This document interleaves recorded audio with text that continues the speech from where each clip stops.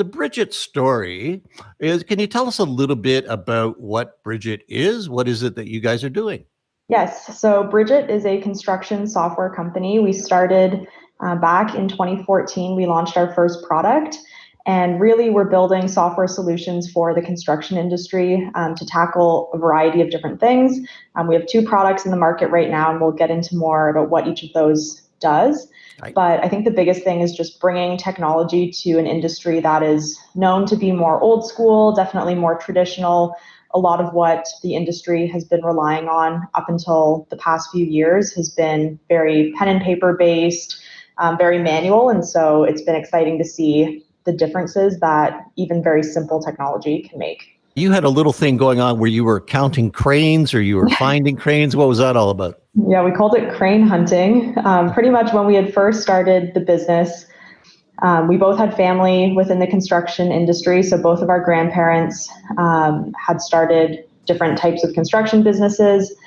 And we had grown up a little bit around that and seeing what they had done. So that combined with me having studied civil engineering and spent my co-op terms on construction sites, we had this, I guess you could call it a gut feeling that there was opportunity within the construction industry for more technology. Everything that I had seen, just from my short time on site, everything was pen and paper. But we didn't know exactly what our product was going to be, what was it going to do, was it even worth pursuing? And so from our point of view, we just figured the only way to figure this out is to actually get out there on the site and ask people who live in this industry every single day. We're never going to come up with this answer just on our own. Right. So that's what's triggered this crane hunting. It was pretty much just us waking up in the morning, driving around looking for cranes and showing up at some construction site at the base of the crane. We would bring our, donuts and coffee with us and try and chat with anybody who was, entering or exiting the site. All right. And surprisingly, we just had such great luck getting people to open up about what the challenges were. So we just asked really open-ended questions. We would say, we want to start this business within construction. We want to learn what we could build that would help you. What's the most frustrating part of your day? Or if you could have one thing, what would it be? And so that's just what kind of started months and months of that research. So you mentioned an interesting word, Lauren, as an entrepreneur, and you mentioned the word luck, or the event maybe of luck, or how important luck might be. As an entrepreneur, how have you found that?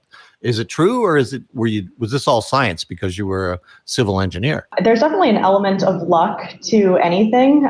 My grandfather actually always says, the harder you work, the luckier you get. Yeah. And I think that was true. We had definitely many lucky moments, but I think that was because we just were out there so often. Right. So we had lots of really great conversations, for example, on construction sites doing this crane hunting.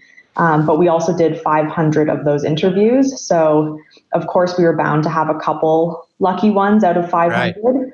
Yeah. So I think it was, we were just pounding the pavement.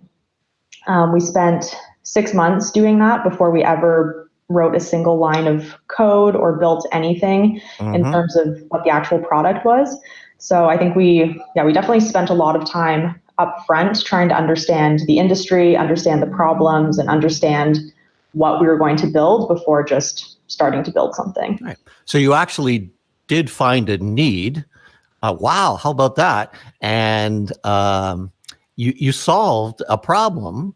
And that's kind of a key for a startup, I would guess. Is that true?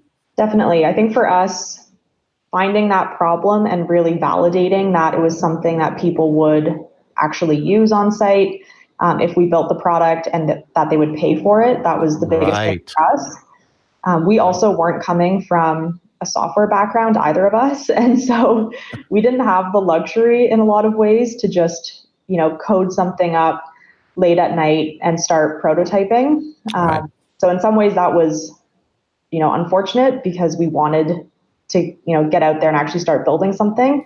But at the same time, I guess the silver lining was that it forced us to be extra diligent in that research process. That by the time we actually started to build a software team as part of the company, we had so much conviction over what that idea was, Right. because we knew we didn't have, additional chances to build the wrong thing the first time around. Right. So yeah, we spent a lot of time really validating that first product idea. And just last year, we launched a second product, and we went through very much the exact same research process, talking to people, understanding the needs, building simple prototypes and validating those with people before actually investing in building the real product. Wow. So listening and getting to understanding has been absolutely critical in the successful launch of Bridgit.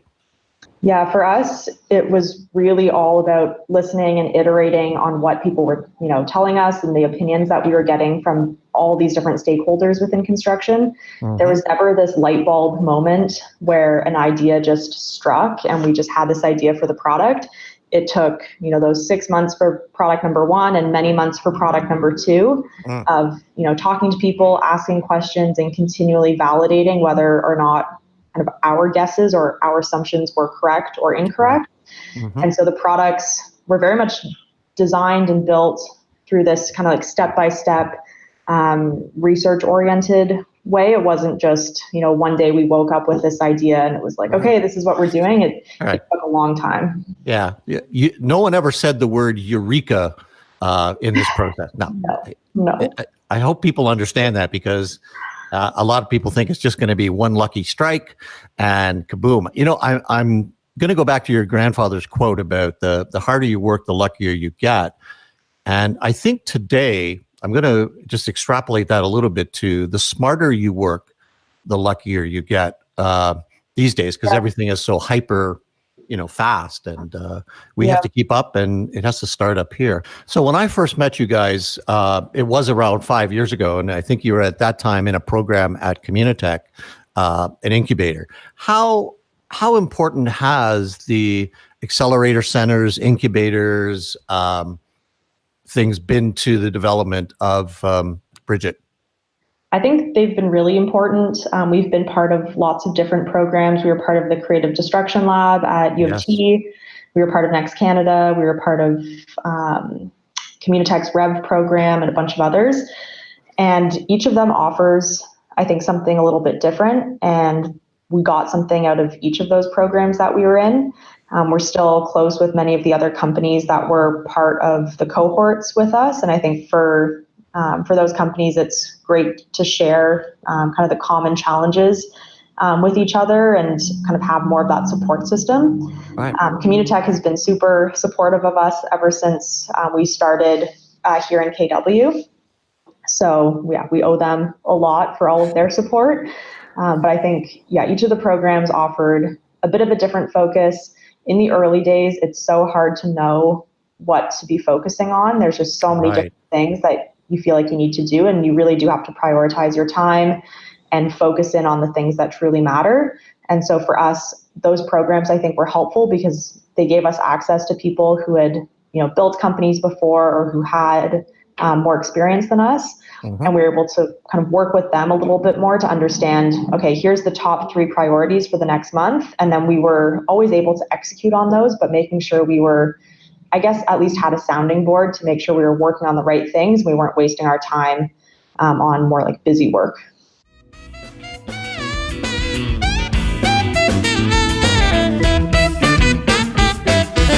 AQ's Blog and Grill.